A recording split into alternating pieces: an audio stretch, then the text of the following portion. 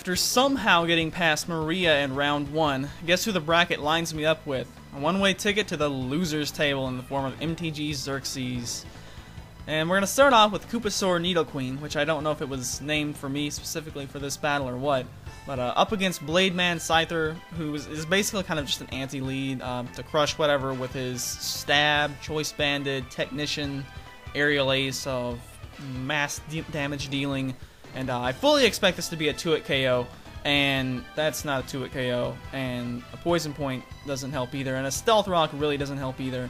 You know, I was kind of expecting at least one entry hazard to go up, but I was kind of counting on a 2-hit KO here to, you know, do something.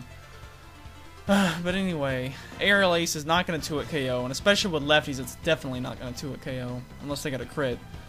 And so I'm just going to switch out. I've already got Blademan Poison, which isn't that bad, but more importantly, Rocks are up. I want Rocks away for sure because of guys on this team who are weak to them.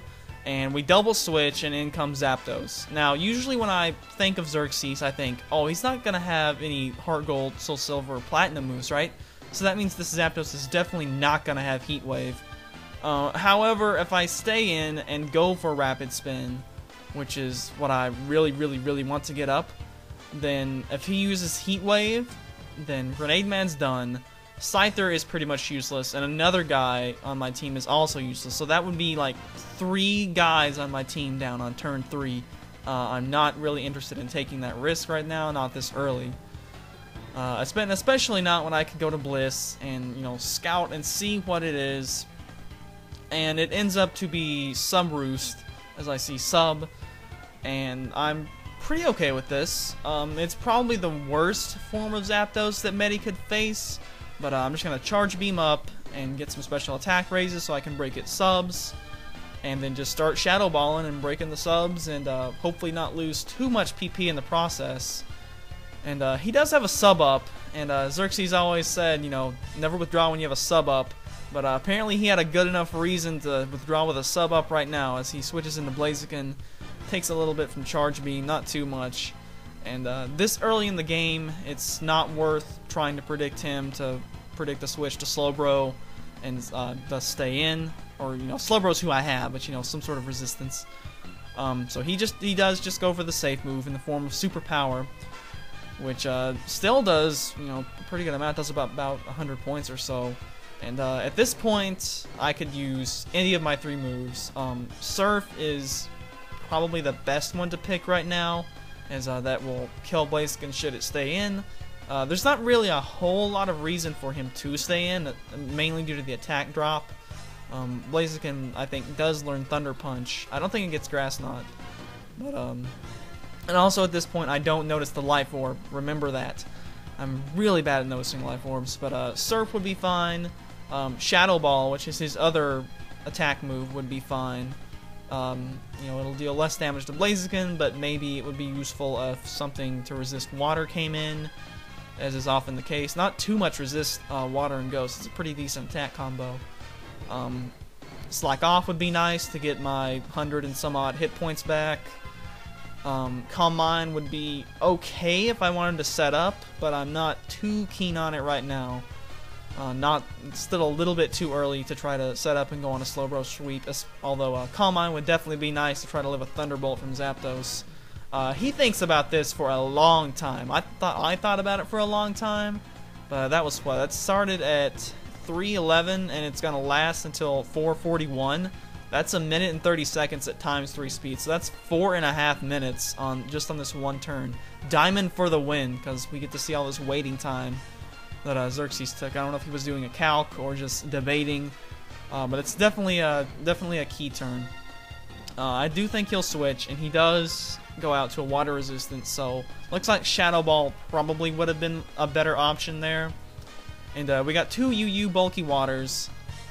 If it was down to the last guy of each, I would take my guy, but it's not, so I don't really want to set up on it. I don't really want to Shadow Ball it because I don't want to get slept or toxic with this guy. I do have Blissey hanging around with Aromatherapy if, you know, if that becomes an issue. But I think we're gonna double switch again. And this time it's going to be Bliss versus Zapdos, but this time Zapdos doesn't have a sub. And this is an interesting turn. As I mentioned before, I'm not really too afraid of this thing. It's going to be the most difficult Zapdos I could take out, but I feel like I can still take it out. It's going to take almost all my PP to do so, and so he can just PP stall me down to when Zapdos is almost dead, and then just switch out, and then I'll have to do it as he gets a roost up on my switch to Bliss later in the game, and I'll have to do it all over again. So, although he may run out of subs and stuff too. But, anyway, it's so tough because if he withdrew Zapdos before, he could easily withdraw it now that it doesn't have a sub, and go out to Blaziken, predicting me to go back to Slowbro. But from my perspective, I'm content to stay in here, and now that I've shown him Slowbro, hope he'll use Thunder Punch, and thus I can get him with a +1 Shadow Ball on Blaziken and take that thing out, and try to psych him out that way. But he thinks about this one again for a long time, predicting that perhaps that switch to Slowbro, predicting my prediction of the switch to Blaziken. So that was various predictions that could have gone multiple ways, and ultimately he's gonna Thunderbolt, assuming I'll go to Slowbro, and I'm gonna Charge Beam, predicting him to stay in. So I guess I kinda get the upper hand on that turn, but it's not very much of an advantage gained for me, unfortunately. And I do have +1 now, so I could Shadow Ball, I could Charge Beam again. Shadow Ball would be best if he went to Blaziken on this turn. Instead, oh look who it is, it's Bliss versus Bliss, and Shadow Ball is not going to do anything to Bliss. It's got such amazing special defense, it's going to take that Shadow Ball like it was nothing. So I don't really want to waste all my PP here, so it would be nice to switch out. You know, I don't want him to have me low on PP and then I can't beat Zapdos because of PP issues. So switching would be fine, but I'm more interested in seeing in what he wants to do if it's something crazy like Specs Bliss.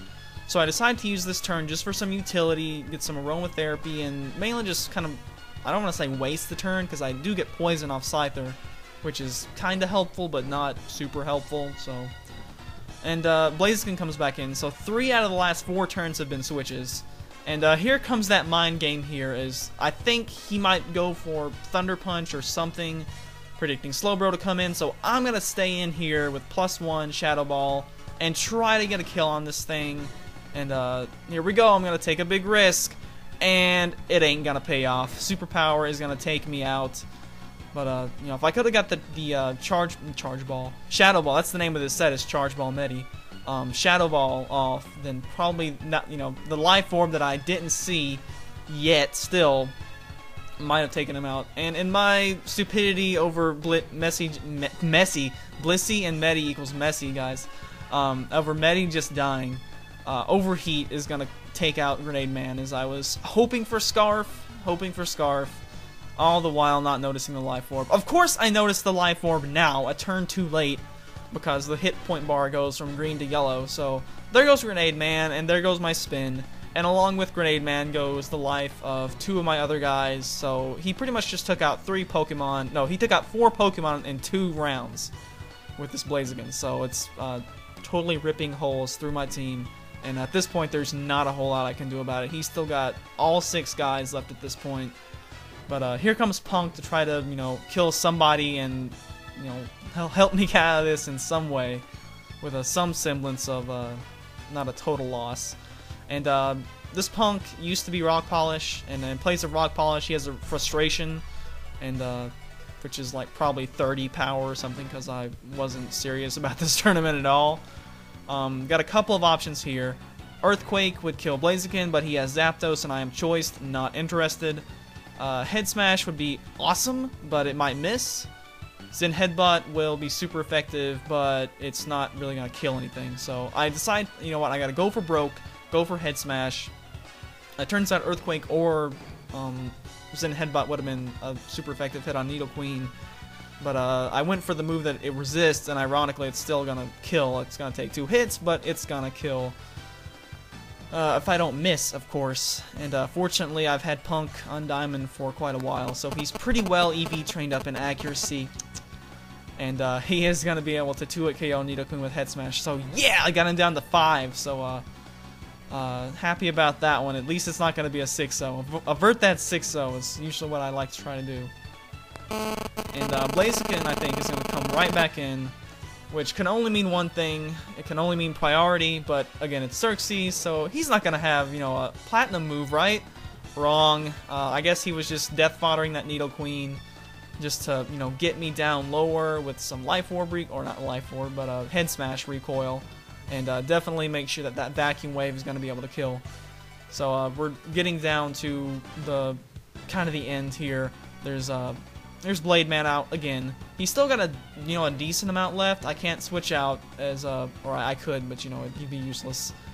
I'm not too afraid of Vacuum Wave, and I'm naturally faster, so Aerial Ace is a fine option. Quick Attack is a fine option to make sure I get 2 hits in on something. If both are hitting neutral, then 2 Quick Attacks would be better than 1 Aerial Ace, as 80 is greater than 60 last time I checked. That's before, you know, Tech and CB are applied in and whatnot, as they apply to both. But the Minotaur comes in, and he had one of these last time I played him in the OU versus NU match. And unfortunately, I don't have Fori hanging around to deal with Minotaur this time. I get, you know, the second hit from Quick Attack on there and Double Edge, and he's down pretty low. I could try to go for a kill here and, you know, say, hey, I got a 4-0 or a 0-4 loss out of it. That's not too bad, right? But a score doesn't matter, so there's no real reason to do that. I'm gonna hope I live Double Edge, which I do because Slowbro is beast, and I get Slack Off back up to still not exactly healthy, but it's, you know, a decent amount. So now it's low enough that I'm pretty sure Surf would kill. But who am I kidding, right? He's going to switch out to Zapdos, who will take about 25% from the Surf, so that's more like 30-35. But, you know, it's not going to work, I don't think, as Thunderbolt at this point could easily kill me. I'm going to go ahead and Surf again. There's no sense in slacking off, as he can probably one-shot me. Calm Mind might have actually been a decent option there to try to Calm Mind up and not die from Thunderbolts, but I don't think it would have worked out in the long run anyway, as he's just going to Roost up, get a little bit of hit points back. I was hoping for a crit on my end, but I don't think it would have mattered anyway. Thunderbolt from Thor's Hammer Mjolnir is going to take out Slowbro, but you know, I've got one guy left who I think in this last minute or so is going to be able to bring it home for me. He's kind of a clutch player. I don't use him too often, although I've been using him a lot lately, and I'm pretty sure he can bring it in and win this game for me. Just kidding. So Shedinja was unfortunately completely ineffectual this fight. Good game, Xerxes, and looks like I'll be going on to the losers bracket as I fully expected to, but that's pretty fine because during March Madness was also when I was doing my white LP, and I kind of needed more time for that.